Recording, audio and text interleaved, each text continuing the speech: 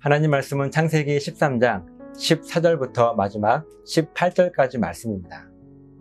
롯이 아브라함을 떠난 후에 여호와께서 아브라함에게 이르시되 너는 눈을 들어 너 있는 곳에서 북쪽과 남쪽 그리고 동쪽과 서쪽을 바라보라. 보이는 땅을 내가 너와 너의 자손에게 주리니 영원히 이르리라. 내가 너의 자손이 땅의 티끌 같게 하리니 사람이 땅의 티끌을 능히 셀 수 있을진데 너의 자손도 세리라. 너는 일어나 그 땅을 종과 횡으로 두루 다녀보라.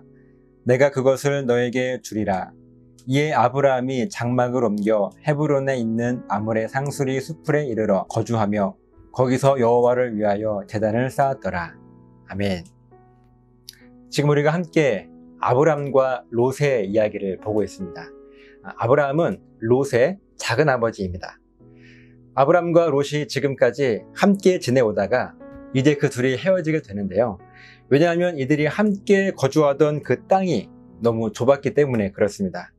그래서 아브라함이 조카 롯에게 네가 먼저 거주할 땅을 정하면 나는 나머지 땅을 정해서 거기 머물 것이라고 이야기를 하죠. 그래서 롯이 눈을 들어 보니까요, 자기가 보기에 좋을 것 같아 보이는 땅을 정해서 그 땅으로 떠나게 되었습니다. 그 땅이 우리들이 잘 알고 있는 멸망의 땅 소돔과 고모라입니다. 이제 롯이 떠난 아브라함은 자기도 땅을 정해서 떠나야 하는데 바로 떠나지 않죠. 창세기 13장 12절, 우리가 지난 시간에 함께 보았던 말씀인데요. 아브라함은 가나안 땅에 거주하였고 롯은 그 지역의 도시들에 머무르며 그 장막을 옮겨 소돔까지 이르렀더라. 원래 그들이 거주하던 땅은 가나안 땅이었습니다. 근데 롯은 점점 남쪽으로 소돔까지 이르렀는데 아브라함은 그대로 그 땅 가나안에 거주하고 있습니다. 왜 아브라함은 바로 떠나지 않고 그 가나안 땅에 머물러 있을까요? 그 이유가 오늘 본문의 내용입니다.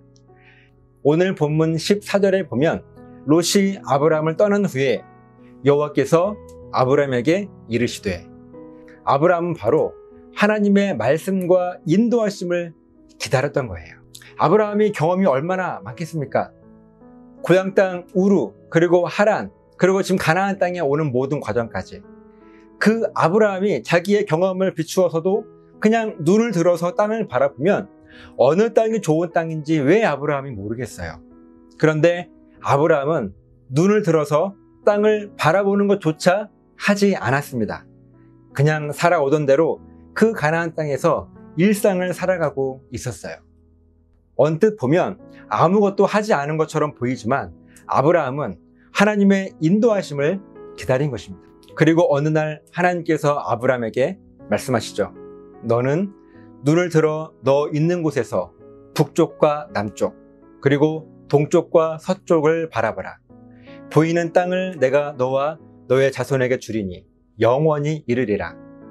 내가 너의 자손이 땅의 티끌 같게 하리니 사람이 땅의 티끌을 능히 셀 수 있을진데 너의 자손도 세리라. 너는 일어나 그 땅을 종과 횡으로 두루 다녀보라. 내가 그것을 너에게 주리라. 아멘. 하나님께서 아브라함에게 약속하시면서 하신 말씀입니다. 사랑하는 여러분, 정말 상상을 초월하는 것이 무엇인가 하면 만약 아브라함이 자기의 생각대로 자기의 경험에 비추어서 땅을 바라보았다면 아마 북쪽이면 북쪽, 동쪽이면 동쪽, 그렇게 한두 곳 정도만 바라보지 않았겠습니까? 그런데 하나님의 인도하심을 기다렸더니 북쪽과 남쪽, 그리고 동쪽, 서쪽을 하나님께서 바라보라고 명령하시는 거예요. 말씀하시는 거예요. 그렇게 보이는 땅을 하나님께서 아브라함과 그 자손에게 영원히 주겠다고 약속하시는 것입니다. 그래서 종횡, 가로 세로 어디든지 다녀보라는 거예요. 내가 그것을 너에게 줄 것이라고 말입니다. 피조물인 우리 인간이 어떻게 창조주 하나님의 뜻을 다 알고 깨달을 수가 있겠습니까? 그것을 인정하기 때문에 내 주장과 나의 생각을 내려놓고 하나님의 인도하심을 우리들이 오늘도 기다리는 것 아니겠습니까? 그리고 이제 아브라함은 원래 머물던 그 가나안 땅에서 조금 남쪽에 있는 헤브론이라고 하는 마므레 상수리 수풀로 장막을 옮겨 거주하게 됩니다. 그리고 아브라함은 그의 신앙생활의 패턴과 습관대로 하나님의 약속의 말씀을 기억하기 위해서 하나님을 위한 제단을 쌓았습니다.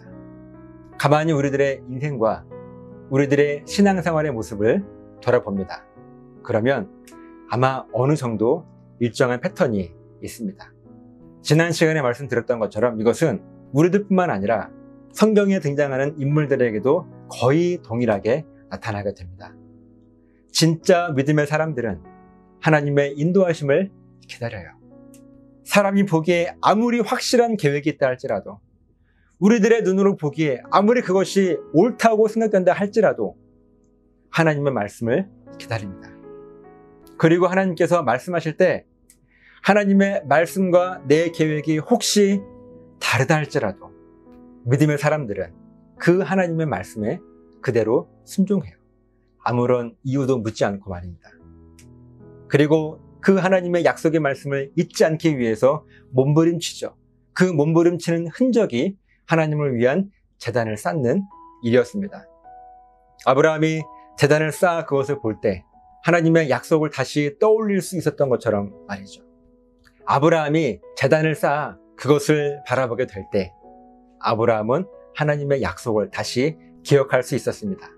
마찬가지로 우리들에게도 우리가 생각하기에 아무리 그것이 옳고 그것이 확신을 가지고 있는 계획과 기준이라 할지라도 우리들은 하나님의 말씀을 기다리는 습관이 저 여러분들에게 필요합니다. 그렇게 기다리고 하나님 말씀하실 때 기꺼이 순종하고, 그리고 하나님의 그 약속의 말씀을 내가 잊지 않고 기억하기 위해서 몸부림치며 하나님을 향한 제단을 쌓는 그 흔적을 남기는 것, 이 패턴이 저 여러분들에게 있어야 될 줄을 믿습니다. 지난 시간과 오늘 롯과 아브라함의 모습을 통해서 두 가지 패턴을 말씀드렸습니다. 여러분은 어떤 패턴으로 살아가십니까? 이것은 우리들에게 아주 중요한 질문일 것입니다. 이 깊은 고민이 저와 여러분에게 있으시기를 예수님의 이름으로 부탁을 드립니다.